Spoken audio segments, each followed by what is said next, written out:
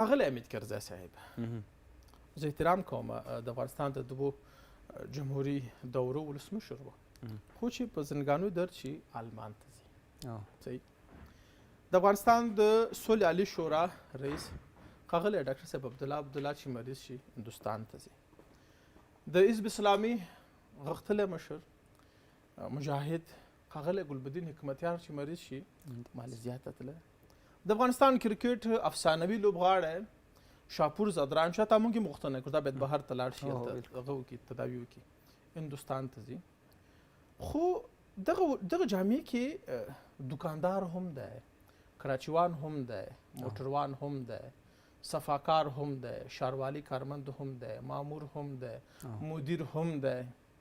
هغه فرد و اشخاص هم دي چې په دې ټولنه کې تقریبا په ټوله میاشت کې 15,000 نه زیات عاید کورته نه شي او دوی هم مریضېږي.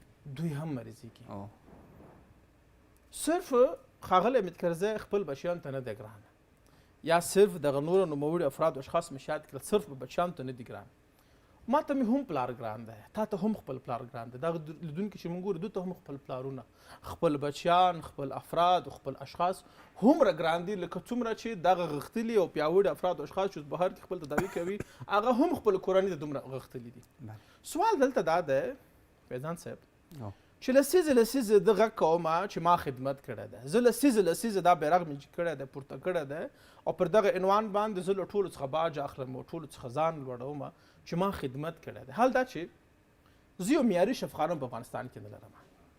دمګړي راځي سروې سره وکړو فیضان صاحب، زما ډېر افراد و اشخاص کېدای شي سینه بغل نه مړي، زما ډېر افراد و اشخاص کېدای شي اپنډکس نه مړي، زما ډېر افراد و اشخاص کېدای شي یو عادي عملیات څخه مړي. زه یو ځای کې ناست وم، د شفخانې رئیس دی، ډېر ښایسته شفخانه هم لري. دا لاس تړلی و، دغه چپ لاس یې راکوستلی مشکي جوړ ښي، دا لاس دی ولې؟ وایي زه ایران ته تللی وم، دا لاس مې هلته عملیات کړلو او خپله 10 منزله شفخانه لري. زه په دغه درجې او په دغه احساس باندې رالوی شوی وم چې ما ویلي وي چې زه به دغه ولس، دغه ملت، دغه افغانستان د دردونو لپاره ملهم ګرځېږم. په دې کې راځي اقرار سره وکړو، زموږ مورګانې په دې کې پاتې راغلي دي.